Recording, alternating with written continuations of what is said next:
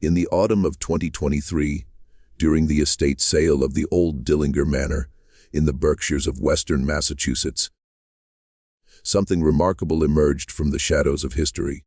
The Dillinger family had been pillars of New England society since before the Revolution. Textile barons whose mills along the Housatonic River had clothed a nation.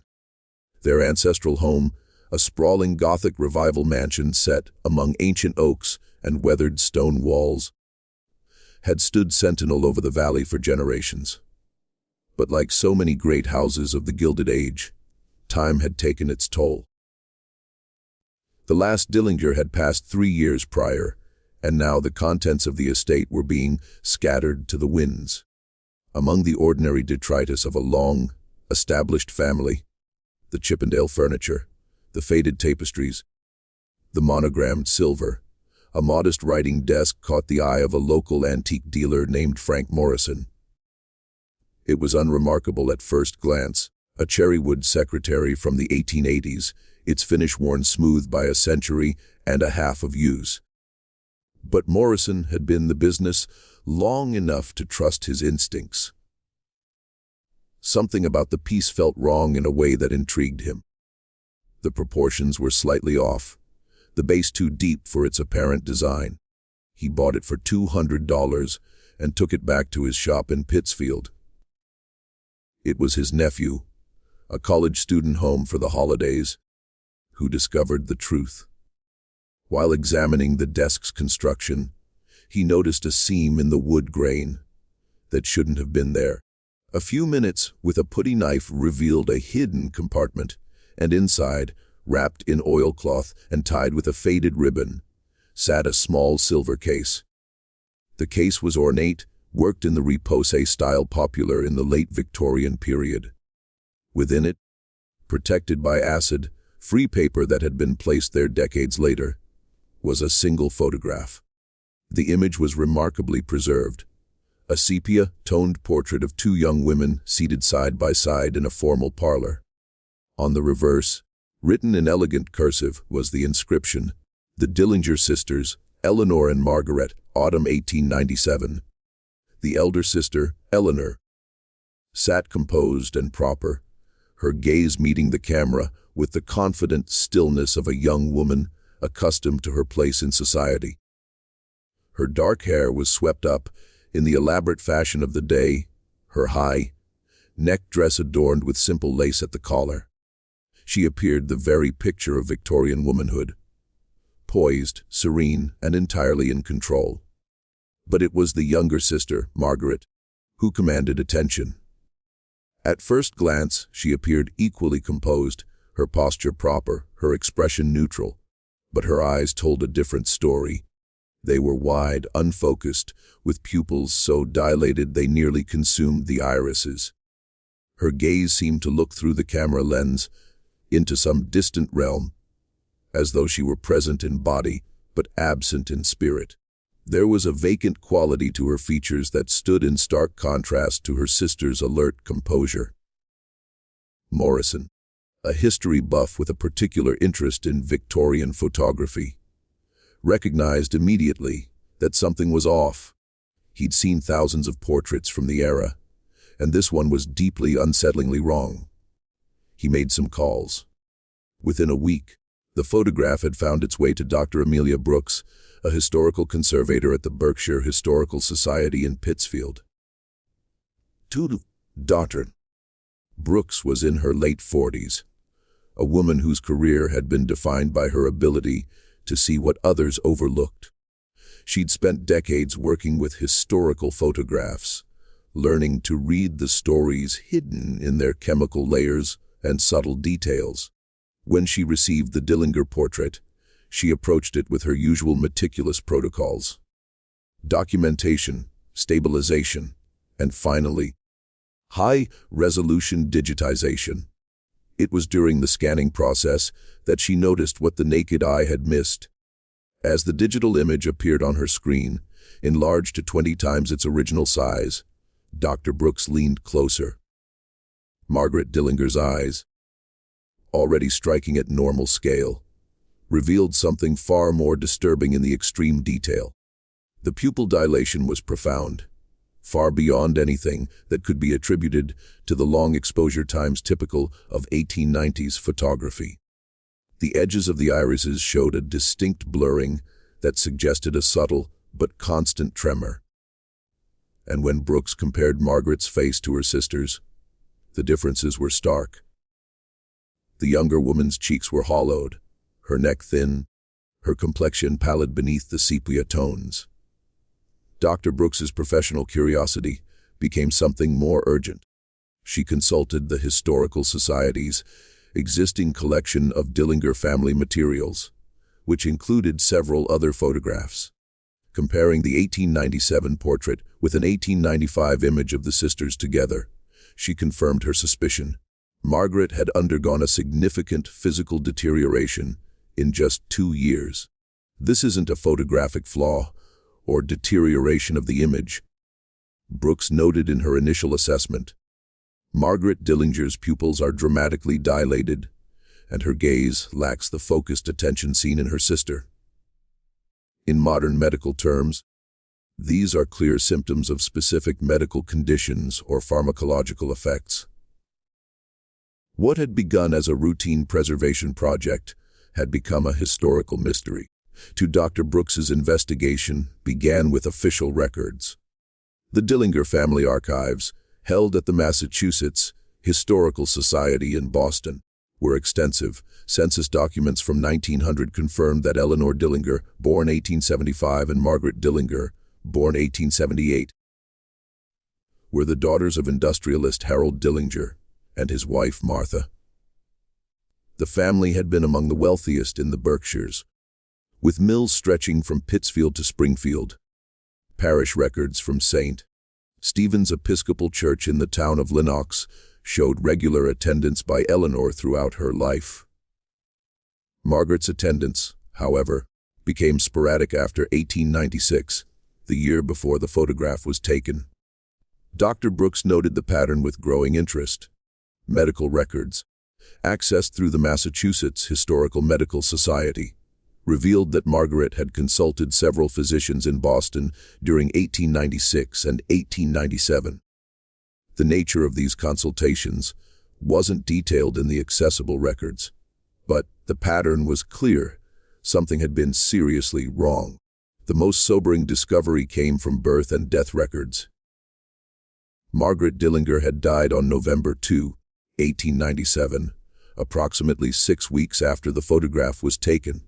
Her death certificate, signed by family physician Dr. Jonathan Harrington, listed the cause as nervous exhaustion and cardiac failure, a common but maddeningly vague diagnosis in the Victorian era, a catch. All that could encompass dozens of actual medical conditions. But it was a notation in the Dillinger family Bible that truly captivated Dr. Brooks. The Bible, preserved in the Historical Society's archives, contained a register of family births and deaths. Beneath Margaret's death date, in a different hand, someone had written, and later attempted to erase, the words, "May she finally find peace from her affliction." The constellation of records suggested that Margaret had been suffering from some condition in the months before the photograph, a condition possibly visible in her unusual eyes. Dr. Brooks now faced a choice. She could simply catalog the photograph, write a brief description, and move on to the next project. The image was historically interesting but not, on the surface, remarkable. The Berkshire Historical Society had dozens of similar portraits from the same era. But Margaret Dillinger's vacant eyes haunted her.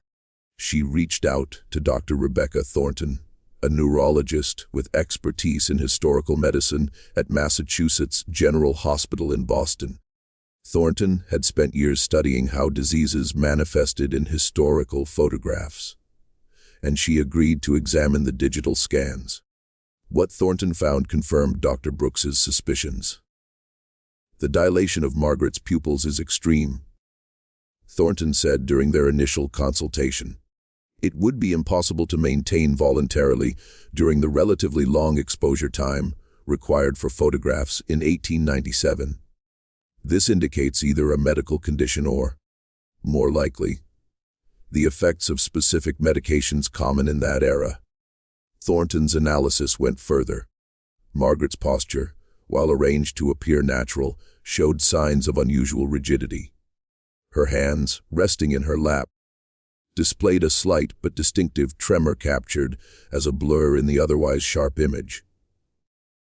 Her complexion was notably paler than her sister's, with pronounced shadowing around her eyes, suggesting prolonged illness or fatigue. Based on these visual indicators and the historical context, several possibilities emerge. Thornton explained in her detailed report, Margaret displays classic signs of treatment with belladonna derivatives or opium-based medications, both commonly prescribed in the 1890s for a range of conditions, from epilepsy to what was called female nervous disorders. The medications were also used for pain management. But the most significant finding came when Thornton compared the 1897 portrait with an earlier family photograph from 1895. The earlier image showed a healthy young woman with bright eyes and rounded cheeks. The 1897 portrait showed someone in the grip of progressive illness. Margaret shows subtle indications of weight loss in her face and neck. Thornton noted, this suggests a progressive condition rather than an acute illness. The photograph inadvertently captures the physical manifestations of either a serious neurological condition or the side effects of its treatment. Brooks now had medical confirmation that something had been deeply wrong with Margaret Dillinger. But what had it been? The answer lay not in medical records, but in the Dillinger family letters, preserved in the archives of the Massachusetts Historical Society. These private correspondences, written between 1895 and 1898, offered intimate insights that the public records had deliberately obscured. In a letter to her maternal aunt, dated February 1896, Eleanor Dillinger wrote of, Margaret's episodes have increased in both frequency and severity. Father has consulted specialists in Boston, but their conclusions differ. Mother spends every night by her bedside now, fearful of what might occur in the darkness. We maintain appearances when visitors call, but in private, our home has become a hospital of sorts. The word, episodes, leaped off the page. Dr. Brooks had seen enough 19th century medical terminology to recognize the euphemism. This was not a reference to fits of emotion or feminine fragility. This was something neurological. A subsequent letter from July 1897, just 2 months before the photograph, revealed escalating concerns. Dr. Harrington has increased Margaret's medication again. The new formula from Vienna provides better control of her seizures, but leaves her in an altered state that Mother finds disturbing. Margaret herself prefers this foggy existence to the terror of her episodes. We have cancelled her coming out season entirely, leading to unfortunate speculation among our social circle. See seizures. The word was finally there, in black and white. Margaret Dillinger had epilepsy. The most revealing letter was written a week after the photograph session. The photographer showed remarkable patience. Margaret had taken her medication just 2 hours prior, leaving her docile but visibly affected. He positioned her carefully and instructed me to place my hand gently on her arm to steady her. Father insisted on proceeding despite Mother's reservations. He remains determined to maintain the fiction that all is well with the youngest daughter of the Dillinger line. The resulting image is technically proficient, but captures Margaret in her pharmaceutical mask, rather than her true spirit. I find I cannot look at it without weeping. See, after Margaret's death in November 1897, Eleanor wrote to her aunt if the end came quietly, almost a mercy after these difficult years. Father has removed all photographs of Margaret in her illness from the family albums, preserving only those from before her affliction manifested. He speaks of her now only in reference to her childhood accomplishments, as though the troubled young woman she became existed only in our imagination. To Dr. Brooks, now understood the portrait's significance. It was not merely a family photograph, but a visual record of Victorian medicine in action. A documentation of treatment that had both helped and harmed its subject. But she wanted to understand the specifics. What exactly had Margaret been given? A significant breakthrough came when Dr. Brooks discovered that Margaret's physician, Dr. Jonathan Harrington, had donated his medical papers to Harvard Medical School's historical collection. While patient confidentiality limited specific details in his official records, Harrington had maintained a private research journal documenting interesting cases, with patients identified only by initials. Entries concerning C.W. female age 19 from 1896 to 1897 aligned perfectly with Margaret Dillinger's age and timeline. Harrington described a case of progressive epilepsy resistant to standard treatments, with detailed observations of seizure patterns and responses to various medications. An entry from March 1897 noted, "They've implemented the bromide belladonna protocol as recommended by Dr. Gowers of London. Patient experiences significant reduction in major seizure events, but displays the typical mydriasis, pupil dilation, and confusion. Family reports patient prefers these side effects to the alternative. Dosage calibrated to maintain function while minimizing most severe manifestations of the disorder." By August 1897, a month before the photograph, Harrington wrote of, "Seba's condition continues to deteriorate despite aggressive medication. Major seizures now controlled, but petit mal episodes occur daily. Physical weakening apparent. Have consulted with specialists at Massachusetts General who concur that prognosis is poor. Family informed, but father resistant to institutional care options." The final entry regarding C.W., dated October 30, 1897, just days before Margaret's death, stated cardiac complications have emerged. Bromide levels necessarily high to control neurological symptoms are likely contributing to cardiovascular strain. Family advised to prepare for imminent decline. Dr. Benjamin Lewis, a medical historian at Harvard, provided context for these findings. The treatment of epilepsy in the 1890s was largely palliative and often dangerous by modern standards. He explained, potassium bromide was the primary anti-convulsant, often combined with belladonna derivatives. Both caused significant side effects, including the distinctive eye dilation seen in the photograph. The problem, Lewis explained, was that bromide accumulated in the body over time. It was a sedative that worked by depressing the central nervous system, effective at reducing seizure activity, but causing a host of side effects: cognitive slowing, tremors, skin eruptions, and eventually cardiovascular complications. "What you're seeing in Margaret's eyes," Lewis said, "is the visible manifestation of bromide toxicity. The medications that controlled her seizures were slowly poisoning her. This was the cruel paradox of 19th century epilepsy treatment. The very drugs that provided some control also destroyed quality of life.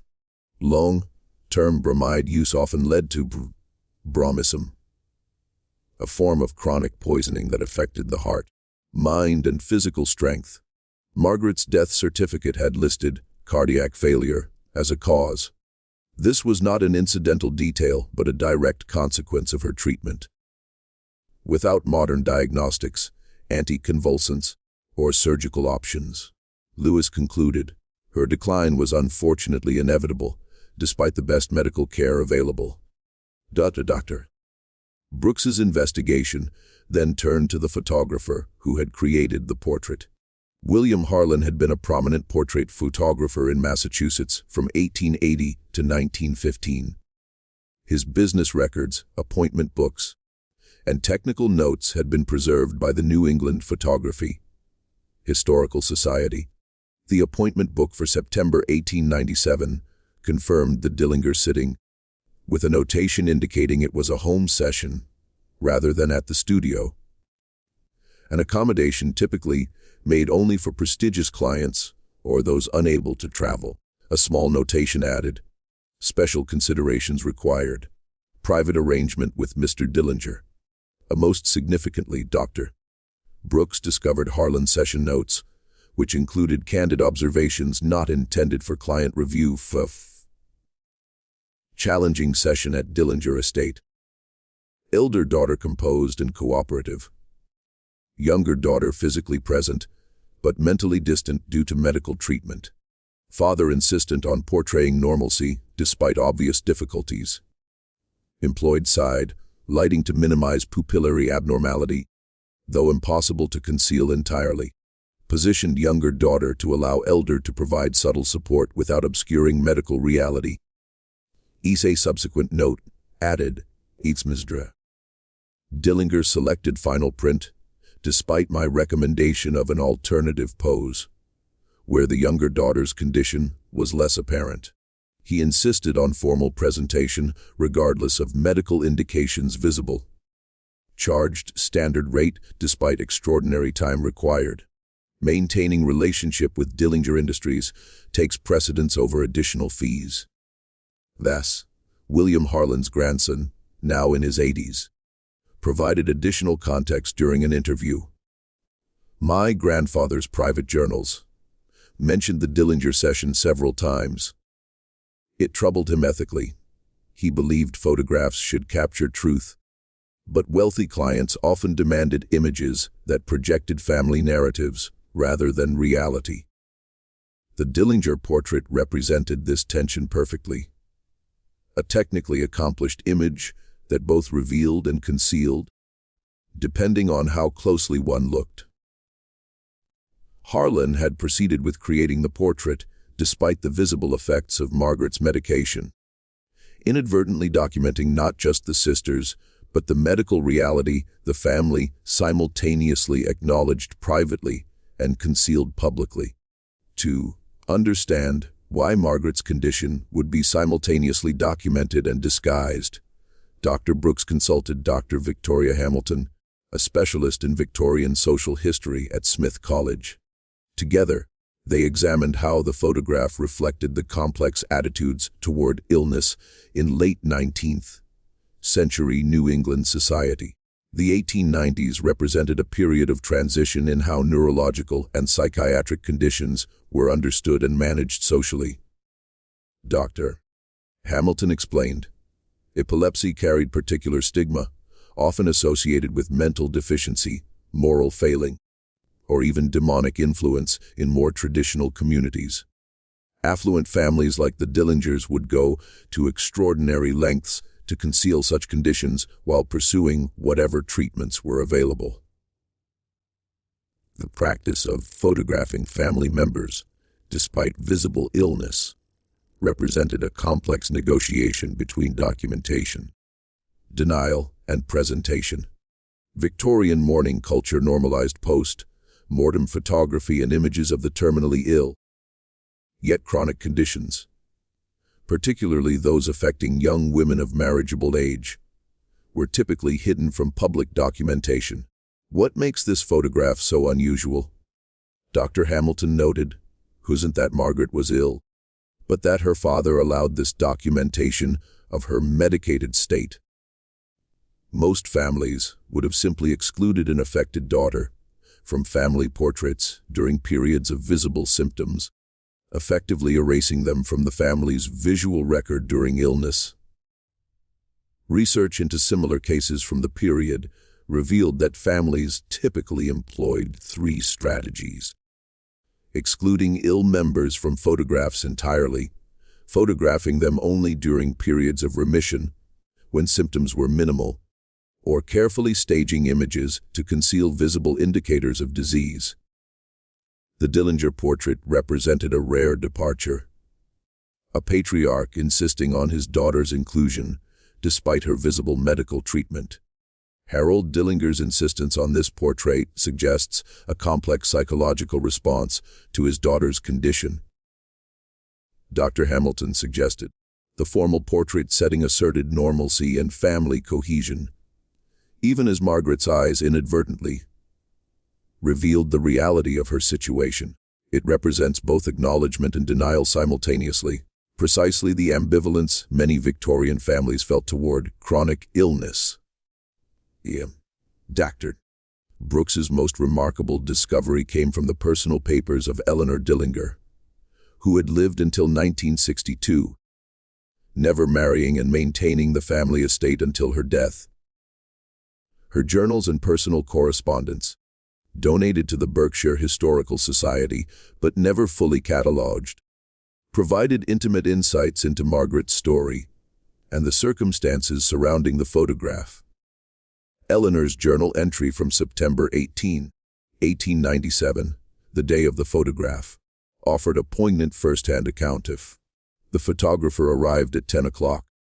Margaret had suffered a series of small episodes throughout the night, leaving her exhausted. Dr. Harrington administered her medication at 8, assuring father she would be composed enough for the portrait by mid-morning. Mother wept privately while Margaret's hair was arranged, her beautiful chestnut curls now thin and lusterless from the bromides. When positioned beside me on the settee, dear Margaret whispered, "Do I look normal, Lizzie?" I assured her she looked beautiful, though her eyes betrayed her treatment. Father observed the entire process with military rigidity, as though his will alone could overcome her condition. The photographer worked quickly and kindly, speaking to Margaret directly, even when her responses came slowly. When he suggested perhaps another day might be better, Father responded that there might not be many more suitable days ahead. The only acknowledgement of her prognosis I have heard him make. A subsequent entry from October described the family's reaction to the finished portrait. The photographs arrived today. Mother took one look at Margaret's eyes in the image, so vacant and changed from the bright gaze of her childhood, and left the room in distress. Father examined it stoically, declaring it excellent, though I detected a tremor in his hand.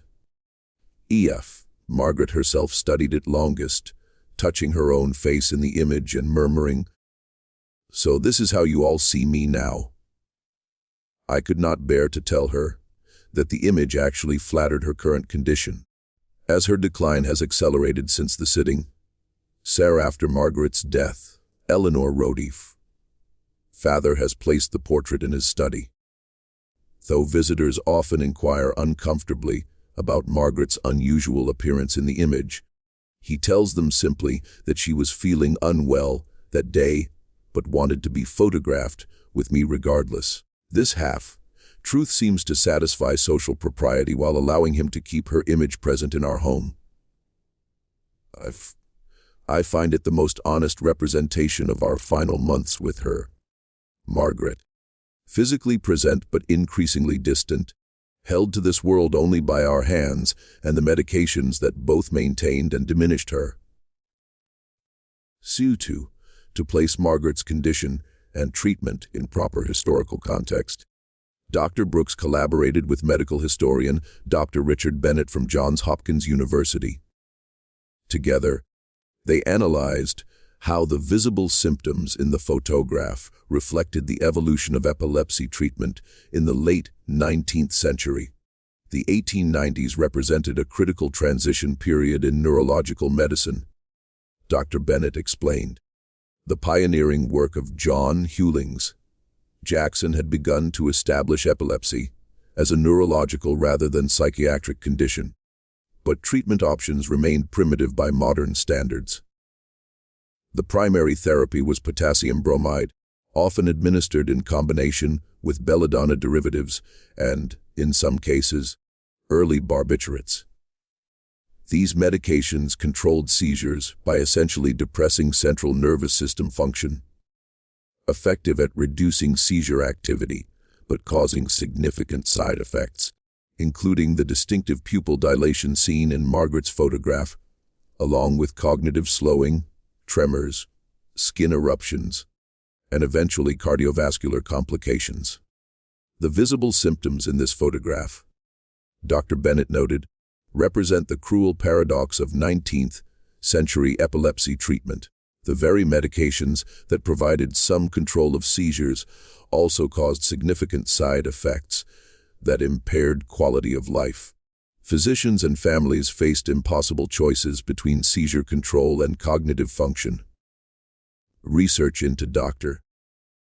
Harrington's professional background revealed that he had studied briefly with William Gowers in London, one of the foremost epileptologists of the era. This connection explained his implementation of cutting-edge treatments, even as those treatments carried significant risks and side effects. Most revealing was Dr. Bennett's analysis of Margaret's likely prognosis. Based on the progression described in the physician's notes and family accounts, Margaret likely suffered from what would now be classified as a progressive form of epilepsy, possibly related to an underlying structural abnormality or autoimmune condition. Without modern diagnostics, anti-convulsants, or surgical options, her decline was unfortunately inevitable despite the best medical care available. Through extensive research across multiple archives, Dr. Brooks gradually pieced together the complete story of the Dillinger sisters and the remarkable portrait that had documented both their relationship and Margaret's medical reality. The final chapter of this investigation explored how the portrait had been viewed and preserved by subsequent generations. Harold Dillinger had kept the portrait prominently displayed in his study until his death in 1915, after which Eleanor maintained it in the family home. Family correspondence revealed that visitors often commented on Margaret's unusual appearance in the image, with Eleanor typically offering simplified explanations about her sister's delicate health, rather than discussing the specific nature of her condition. When Eleanor donated most family photographs to the Historical Society in the 1950s, she conspicuously withheld this particular portrait, keeping it in her private quarters. Her will specified that the writing desk, containing the hidden compartment where the photograph was ultimately discovered, should remain sealed until 20 years after her death, suggesting she wanted the image preserved, but not immediately revealed. The most poignant epilogue came from Eleanor's final journal, written in her 80s. I have kept Margaret's true story private these many decades, honoring Father's desire to protect our family name from the stigma of epilepsy. But as I approach my own end, I find myself troubled by this partial erasure of who she truly was. The portrait Father insisted upon, the one that shows her eyes altered by the very medications meant to help her, has become precious to me precisely because it captures something true about her struggle, even as it failed to capture her spirit. Medical science has advanced remarkably in the decades since we lost her. I read that children now survive and thrive with the condition that took my sister. I wonder what Margaret might have become had she been born in this era rather than our own. The portrait will remain hidden during my lifetime, but perhaps future generations will see in her dilated pupils not something to conceal, but evidence of how far treatment has progressed. How what once required sedation to the point of stupor can now be managed without sacrificing the person to save the patient. When Dr. Brooks's research was complete, the Berkshire Historical Society featured the portrait in a special exhibition titled Hidden in Plain Sight: Medical Realities in Victorian Photography. The exhibition contextualized the image alongside advances in epilepsy treatment over the subsequent century, fulfilling Eleanor's hope that her sister's image might eventually serve a purpose beyond family memory, documenting both the medical challenges of the Victorian era and the human experiences behind clinical histories. Visitors to the exhibition often found themselves pausing before the portrait, drawn to Margaret Dillinger's unusual eyes. The photograph had become something more than a family memento. It was a window into a world where medicine was still groping toward understanding, where the treatments that promised relief could also cause harm, and where families struggled to balance love with the crushing weight of social stigma. The Dillinger portrait now hangs in the Berkshire Historical Society's permanent collection, a testament to the resilience of those who lived with illness in an era of limited options, and to the enduring power of a single image to tell a story that spans generations. Tufan fi epilo jui. In the years since the exhibition opened, the Dillinger portrait has become something of a local legend.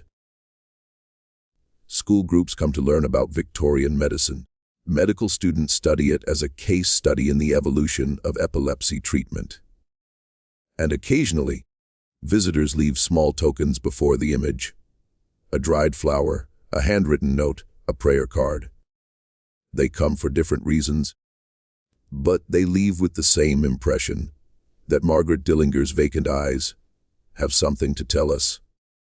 Something about the long road from darkness to light, from stigma to understanding, from the fog of bromide to the clarity of modern medicine. Her story, once hidden in a false, bottom desk, has found its way into the light. And in that light, her image serves not as a document of suffering, but as a reminder of how far we've come, and how much we owe to those who came before. User THEEND. For more information on the Dillinger portrait and the Berkshire Historical Society's collection of Victorian photography, visit the Society's archives in Pittsfield, Massachusetts.